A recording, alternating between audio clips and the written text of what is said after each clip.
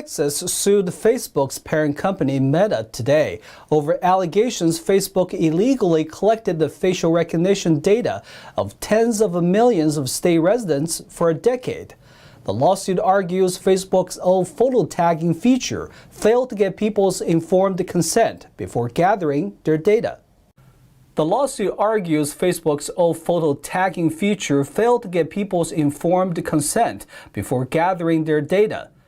In November, Facebook said it would stop using the tool and said it would delete more than 1 billion people's information, citing concerns about the use of the technology. But Texas says by that point, the company has already violated the state's privacy laws billions of times. Facebook responded, telling us the claims are, quote, without merit, and that it will defend itself vigorously. To mask or not to mask? That is the question. California is lifting its indoor mask mandate tomorrow, citing a decrease in COVID-19 cases. But students and teachers will have to wait a bit longer for an update on the masking policies for schools. Good afternoon. On Monday afternoon, California Public Health Secretary Mark Ghaly said the state is seeing an overall decrease in cases, hospitalizations, and the 7-day test positivity. Case numbers have come down quite a bit. Those hospitalizations now almost at 8,000, nearly where we would predicted they'd be around this time, down over 40%. The state's indoor masking policy ends on Tuesday. However, there will be no changes to the school masking policies, which will be reconsidered at the end of the month. We will today not make a change. There'll be no change in the masking requirement, but on February 28th, full 2 weeks from now, we will reassess the data. In a Twitter post, Reopen California Schools said their announcement is just a presentation on everything we already knew. California students have staged no-mask protests, refused to wear masks in classrooms, and often being sent out as a result. The protests come after Governor Gavin Newsom was photographed at a previous NFL championship game without a mask, now often called Maskgate. In an interview with Fox News, Larry Elder commented on the changing masking policies. The whole thing is a joke. They were also handing out N95 masks to everybody who was entering the stadium, and they weren't putting them on. Elder's comments referred to the people who attended the Super Bowl without their masks, after Los Angeles County required masks to stay on during the game. Los Angeles County is keeping its mask mandate despite the statewide mask mandate ending tomorrow. The FBI is asking for your help. In return, you could get paid thousands of dollars. An armed and dangerous bank robber is on the run in the Northeast, and law enforcement is looking for information that could lead to his arrest. This is the man the FBI is looking for. They call him the Route 91 Bandit. He's robbed at least 11 banks in New England over the past 5 months. All of the banks were along U.S. Route 91, hence the nickname. He has tried to get to the vault, and he has interacted significantly with the employees of the bank, so we just want to stop this before something bad could happen. The FBI is offering a reward of up to $10,000 for information leading to identification, arrest, and conviction. He's about 5'6" to 5'8", medium build, with blue eyes and light-colored hair, typically wearing a hoodie or hat and white sneakers. He may be driving his newer model Nissan sedan. Route 91 stretches from New Haven, Connecticut to the U.S.-Canada border. A San Diego man was sentenced to 25 years in prison for selling pills laced with the fentanyl. The pills he sold led to a fatal overdose in the victim. A federal jury convicted Javaris Lamone Springfield, 32, on account of fentanyl distribution that resulted in a death. The sentencing came after he sold counterfeit pills to 26-year-old Brendan James Gallagher on February 5, 2019. Prosecutors say that Gallagher texted Springfield that day seeking to buy OxyContin. 2 counterfeit OxyContin pills laced with fentanyl were discovered in Gallagher's room. According to the U.S. Attorney's Office, an autopsy report found a fatal concentration of fentanyl in Gallagher's blood. Police arrested Springfield a few weeks later.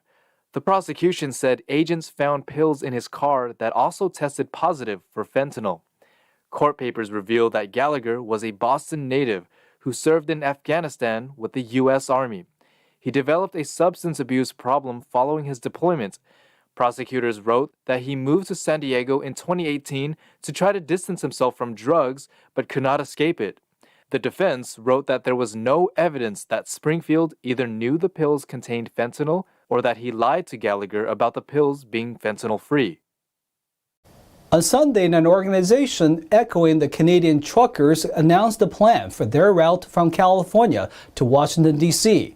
Their route is beginning in Southern California. In a live-streamed message on Facebook, the People's Convoy announced they are in Los Angeles and are scouting a place to start a convoy to end the Emergency Powers Act. The goal is to lift all mandates related to the CCP virus, also known as COVID-19. The group is doing a final round of planning and meetings to kick off. It's for the American people, not the trucker. It's just the truckers that are taking a stand. They plan to start from Southern California, then pass through Las Vegas, Arizona, Oklahoma City, St. Louis, and finally Washington, D.C. The group has been updating the public through Facebook, Telegram, and TikTok. They are made up of 29 co-organizers and state groups. They urge anyone with a vehicle, not just trucks, to join them. They hope to meet with state leaders at each stop. The People's Convoy are planning a rally in Coachella Valley in Indio, California on March 4th and 5th. Eileen Ang, NTD News, California. California's utility regulator approved the plans to add more renewable energy sources and batteries to the state's power supply. Last Thursday, the California Public Utilities Commission, or PUC, lowered its carbon emission targets for 2032. The new target is 35 million metric tons of greenhouse gases, down from 46 million. The move comes despite California's green energy grid being unprepared for a severe drought and massive wildfire last year. As a result, the state sourced about 50% of its power from natural gas. California has spent years restricting the growth of fossil fuel infrastructure in its goal to move away from natural gas and other fossil fuels. The PUC intends to have 11.5 million homes powered with renewable energy by 2023. It plans for all California homes to be powered with renewable energy by 2045. Jim Phelps, a power industry engineer and contractor with 35 years of experience, said the blackouts from 2021 are a telltale sign of a clean energy future. He cites that solar and wind have unpredictable and erratic electricity production. On top of that, California can have abrupt changes in demand. Phelps said the blackout issues did not start until California began moving away from gas-fired power plants. He cited additional legislation like only selling electric vehicles and community choice programs are stressing the state grid. Several cities in Orange County recently adopted 100% renewable energy models through such a program. Phelps wrote, "Most people care about how clean their energy is, that is, until they have no electricity in their homes or businesses, especially when their refrigerated food spoils." He added that brown power, as opposed to green power, is a required component of electric reliability. The Defund the Police campaign started about 2 years ago, and with an increase in crime, law enforcement has been in the spotlight. The Sheriff of Los Angeles County, the largest sheriff's department in the country, explained the impact of defunding the police. In an interview with Epic TV's California Insider earlier this month, the Sheriff of Los Angeles County, Alex Villanueva, said the Defunding the Police initiatives heavily impacted his department. The LA County Board of Supervisors said they did not defund the Sheriff's Department. Then they followed up by taking 1,281 positions away, budgeted positions, and what happened? Skyrocketing homicide rate. 94% increase in 2 years. Over the past year, thieves looted retail stores and luxury goods in organized crime. The number of smash and grabs devastated communities and businesses. Villanueva said with a shortage of department staff, such as a 25% decrease in detectives, his employees had to carry the workload of other roles to fill in. That means the bad guys are longer out there on the street, committing more crimes, victimizing more people. And it takes that much longer to finally get a hold of them. And we do catch them, put them in jail. Now we're troubled with lack of personnel to keep everyone in jail. Because again, defunding has consequences. Villanueva feels that the younger staff can benefit from mentors from the experienced employees, but that's an issue. So we're losing that whole supply chain that feeds the organization at all the different levels. So now I'm losing my most experienced investigators because they're aging out. It's a baby boom generation that is leaving. And I can't replace them, so all the institutional knowledge walks out the door. And that is a tragedy right there. And we're talking about the brightest and best investigators in the entire nation. They're not replaceable.